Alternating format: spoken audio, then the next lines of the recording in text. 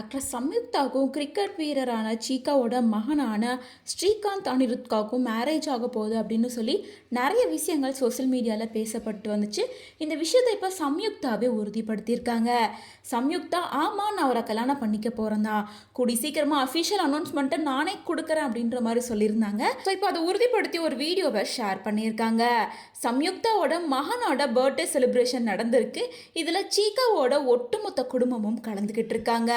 சம்யுக்தாக்கு இதுக்கு முன்னாடி ஏற்கனவே மேரேஜ் ஆகி டிவோர்ஸ் ஆகிடுச்சு. இந்த விஷயத்தை இந்த வருஷத்தோட ஸ்டார்டிங்கில் தான் ரொம்ப ஹாப்பியாக ஷேர் பண்ணியிருந்தாங்க. சம்யுக்தா ஒருத்தவங்கள லவ் பண்ணி மேரேஜ் பண்ணிக்கிட்டாங்க. மேரேஜ் பண்ண கொஞ்ச நாளே அவர் துபாய் போயிட்டாரு, திரும்ப வரவே இல்லை. அங்கே வேற ஒருத்தவங்கள கல்யாணம் பண்ணி செட்டில் ஆயிட்டாரு.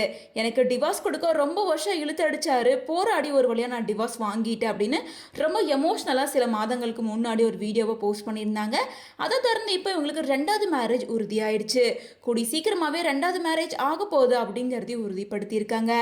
இதுக்கு முன்னாடி இந்த வருஷம் தீபாவளி செலிப்ரேஷனை கூட சீக்காவோட ஃபேமிலி கூட சேர்ந்தா செலிப்ரேட் பண்ணியிருந்தாங்க.